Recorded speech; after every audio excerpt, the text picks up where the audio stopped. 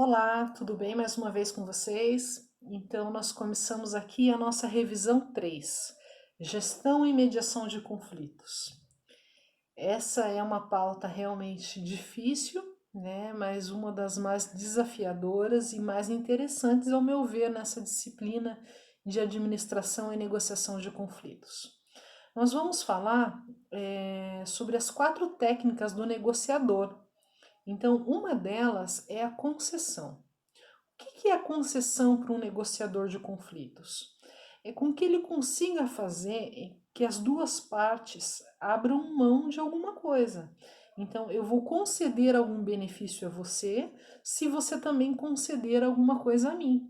Então, quando existe essa troca, essa técnica da concessão, a gente consegue fazer aquele esquema de eu perco um pouquinho, você perde um pouquinho, mas é a melhor solução. Então, isso é uma das técnicas principais que o negociador usa e sempre ela vai ser a primeira técnica utilizada por um bom negociador para que seja daquele quadro ganha-ganha. Então, eu perco um pouquinho aqui, você perde um pouquinho lá, mas todos nós ganhamos na resolução do nosso conflito. A segunda técnica, nós vamos falar sobre a suavização.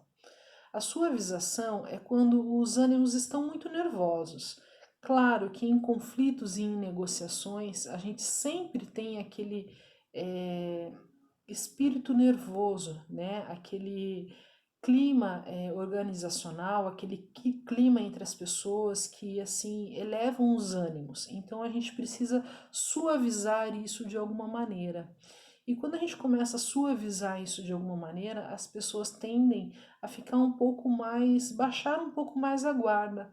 Então, fazer com que elas consigam entender a parte do outro, criar uma certa empatia pelo problema do outro e principalmente tentar entender por que aquela outra parte está demandando aquele determinado recurso, aquele determinado benefício. Então, vamos pegar um exemplo aqui de uma pessoa que está pedindo um aumento a um chefe.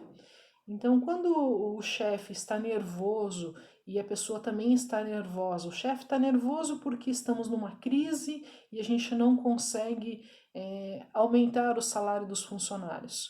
E por outro lado, o funcionário precisa daquele aumento porque o salário dele não é condizente às necessidades pessoais dele. Então, quando o negociador consegue entender esse clima entre as duas pessoas, que os ânimos estão um pouco alterados e que a gente precisa suavizar isso, a gente consegue trazer um retorno um pouco melhor. Então, fazer com que uma das partes crie empatia pela outra, né? E que com isso a gente consiga chegar no melhor resultado para que ambos consigam chegar num acordo. Sempre o acordo vai ser a melhor, vai ser o gol do jogo. Então, quando sai o acordo, o negociador conseguiu ser efetivo, ser eficaz na sua performance. Então, a gente sempre tenta sair com um acordo fechado de uma negociação. A outra técnica que a gente pode usar também, é a terceira técnica dos negociadores, é o aumento de recurso. E quando a gente fala o aumento de recurso, isso não quer dizer simplesmente no aumento de dinheiro. Nós podemos estar falando do aumento de recurso físico, às vezes as pessoas estão simplesmente mal instaladas, elas precisam de uma maior iluminação, elas precisam de uma maior velocidade de internet, elas precisam de uma maior ventilação. Então, recursos, eles podem ser sim financeiros, como na maior parte dos casos ele é financeiro, agora ele pode ser também físico, de espaço, de demanda de mais funcionários. Então, que tipo de recursos eu preciso aumentar para que saia esse acordo? Então, será que se eu colocar mais pessoas para determinada tarefa, ou se eu colocar mais dinheiro, o que eu posso fazer em relação à demanda daquela outra parte para conseguir fechar esse acordo? Então, o aumento de recurso é a terceira técnica usada na negociação de conflitos.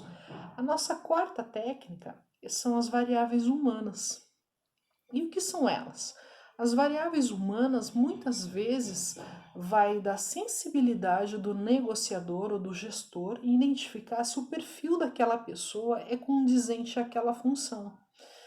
Não adianta eu ter um bom vendedor, ele ser o meu melhor vendedor. Suponhamos que eu tenho um comércio varejista, eu tenho o melhor vendedor e eu simplesmente coloco ele para ser o meu gerente, mas ele não está apto a ser o meu gerente. Então, ele, como melhor vendedor, ele foi promovido à gerência, só que ele não consegue delegar funções e ensinar os demais vendedores. Então, isso não foi um bom processo, porque além de eu ter perdido o meu melhor vendedor, eu ainda não consegui um bom gerente. Então, essas variáveis humanas, eu saber realocar as pessoas, eu saber negociar com as pessoas e principalmente entender aonde cada pessoa se sente melhor em determinada função da empresa. Porque quando a pessoa tende a fazer uma coisa que não gosta, isso dificilmente vai sair bem feito. Então, quando as pessoas fazem uma determinada tarefa com mais zelo, com mais profissionalismo e principalmente com mais dedicação, com mais amor pelo que ela está fazendo, a probabilidade disso sair um serviço de maior qualidade é muito grande, é muito maior. Então, também é uma técnica usada dos negociadores, a nossa quarta técnica, para que eles consigam sim, realocando pessoas e levando em consideração as variáveis humanas, né, em habilidades, em perfis, para que a gente consiga conseguir o melhor resultado possível, fechar o melhor acordo possível. Nesse tema de gestão de mediação de conflitos também, nós conhecemos a ferramenta SWOT. O que é a ferramenta SWOT? É aquele quadro onde nós colocamos ali todas as forças, as nossas fraquezas, as nossas ameaças e as nossas oportunidades. Então, quais são as minhas forças como profissional? Então, eu posso levar aqui em consideração, eu vou pegar um exemplo pessoal meu. Eu sou uma professora, então quais são as minhas forças que eu posso eleger ali? Eu posso colocar que eu sou uma pessoa qualificada para isso, que eu tenho graduação para isso, que eu tenho uma boa dinâmica, que eu tenho uma boa oratória. Então, são forças que eu posso usar no meu quadro SWOT. E as minhas fraquezas? Talvez, falando agora pessoalmente, eu posso usar como uma certa timidez, de repente um certo problema em trabalhar com conflitos, às vezes eu posso simplesmente ter problemas em falta de recursos de materiais e algum professor, algum outro colega meu ser mais apto a novas tecnologias, como essa demanda nova que surgiu de, em vez de presencial, ser online. Então, pode ser uma fraqueza minha não ter a mesma qualidade de ensino de uma ferramenta online enquanto um presencial. Então, isso pode ser uma fraqueza, né? E também pode ser considerado uma ameaça, porque numa demanda onde existe essa demanda para o mercado online, você não ter esse conhecimento e essa habilidade com as tecnologias, isso pode sim afetar. E as oportunidades, no meu caso, como professora, isso seria mais uma oportunidade de uma ferramenta que eu estou descobrindo agora, que eu estou aprendendo a usar agora e que eu posso sim melhorar e desenvolver essa habilidade para que eu traga esse trabalho com mais qualidade para os meus alunos.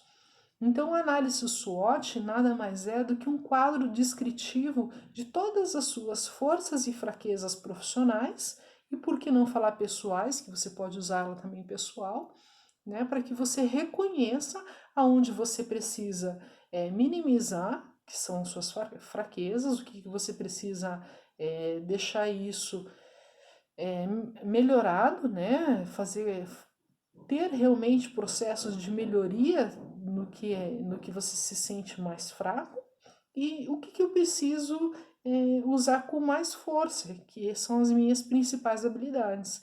E nisso, entre forças e fraquezas, eu consigo encontrar as ameaças vindo do ambiente externo, quanto as oportunidades também vindo do ambiente externo. Então, fica aqui a nossa terceira revisão da nossa aula 3 sobre gestão e mediação de conflitos. Espero ter ajudado e vamos para a próxima revisão. Até mais!